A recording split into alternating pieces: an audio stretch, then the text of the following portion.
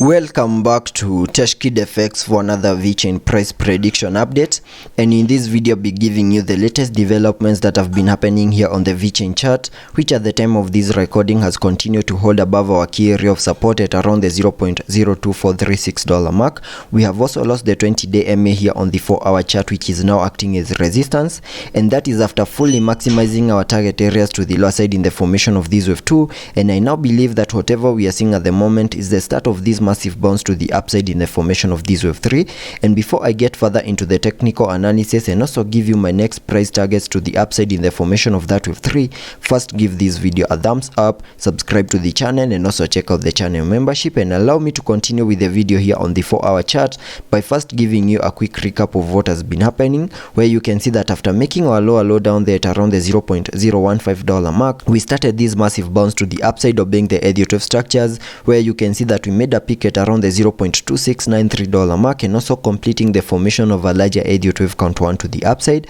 And after seeing the formation of a larger Elliot wave count 1, whatever we expected next is a corrective structure in the formation of this larger Elliot wave count 2, and using the Fibonacci's, connecting them from the low of the first wave to the high of that wave 1, that gave me a minimum retracement area in the formation of that wave 2 between the fib level 0.382 and the fib level 0.5, which lies between the $0.02241 mark and the $0.02106 mark. And you can see in the formation of that wave 2 we were able to make a low at around the $0.02241 mark, and after making the low for that second wave, we expected that massive bounce to the upside in the formation of this wave 3 to start, and sketching out minimum target areas to the upside in the formation of that wave 3 by connecting the trend-based Fibonacci from the low of the first wave to the high of that wave 1, then dragging the fibs to the low of the second wave. That gives me a minimum target area to the upside in the formation of that wave 3 at the fib level 1.618, and that is at around the $0.0454 mark, and that is the minimum that I'm expecting that wave 3 to the upside to do. And in the formation of that wave 3, which is an impulsive wave, I'm also expecting to see a 5-wave structure in formation within the formation of that wave 3, having the wave 5 fully maximizing our target areas to the upside in the formation of that wave 3, and that is because this Elliot wave structure is a fractal wave within the formation of this higher Elliot wave count 3. And I believe we are seeing such a scenario over here, where if I zoom in so that you can see that better,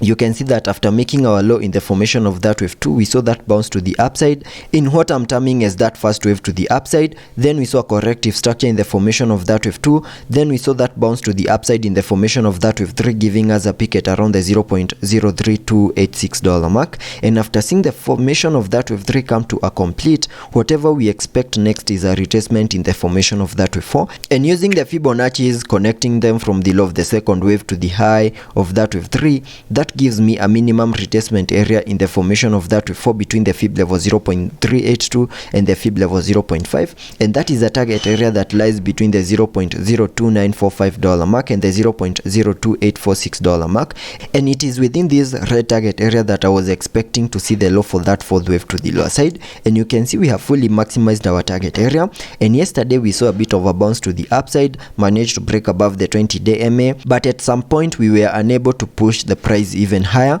We even saw the formation of this long wick to the upper side, which is an indication that the sellers were trying to take over the market. And you can see after the formation of this long wick to the lower side, we have been seeing a bit of a pullback to the lower side back into our red target area in the formation of this wave 4. And because of that, we need to have to extend our target area to the lower side in the formation of this wave 4 and also have an invalidation point. So in the formation of this wave 4, I want to extend my target area by connecting the Fibonacci's from the low of the second wave to the high of that wave 3, so that my target area now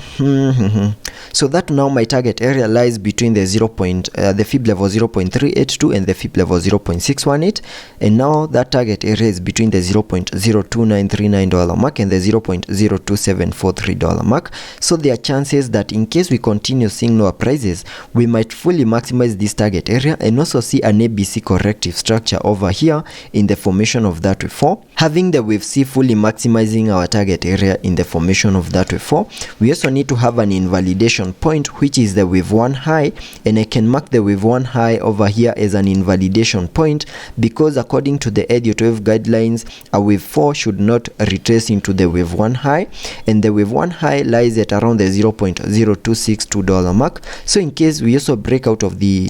this minimum retracement area in the formation of this wave 4 and continue pushing even lower, we need to continue holding above the wave 1 high, which is on this dotted line. And in case such a move plays out and we continue holding above the wave 1 high, that would still be a valid fourth wave to the lower side. And once the low for that fourth wave is in, then we can expect that massive bounce to the upside in the formation of that wave 5 to fully maximize our target areas at around the $0.0457 mark in the formation of that wave 3. So that is what I'm expecting here on the short-term scenarios, and also taking a look at the indicators before I give you the long-term scenarios that I'm expecting to play out. On the RSI, we are trading at around the 46 mark, meaning we have massive room for us to fully support lower prices in the formation of this ABC corrective structure to give us one more new low in the formation of that wave 4. But in case we see a reversal on the charts, that move to the upper side will still be supported on the RSI. Also taking a look at the MACD, we have been able to print a bearish crossover here, and we also seeing a bit of an increase in the selling momentum, meaning there are chances of seeing one more new low in the formation of that wave 4.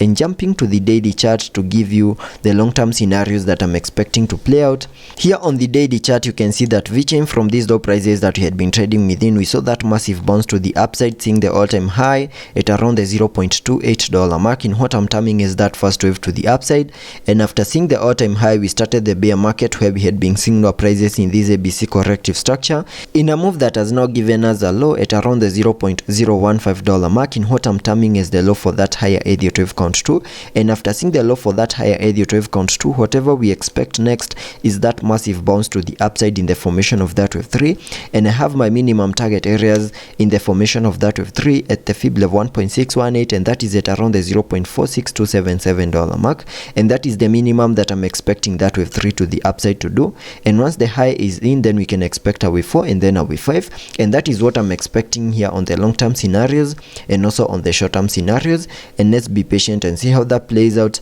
and I'll be keeping you updated.